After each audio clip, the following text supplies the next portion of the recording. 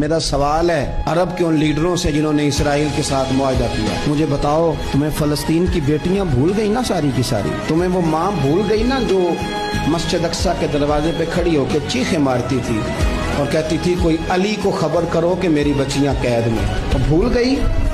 तुम्हें वो बहन भूल गई ना जिस पर शराब की बोतल उंडेलते थे इसराइल के फौजी? वो आपको अभी भी वीडियो मिल जाएगी।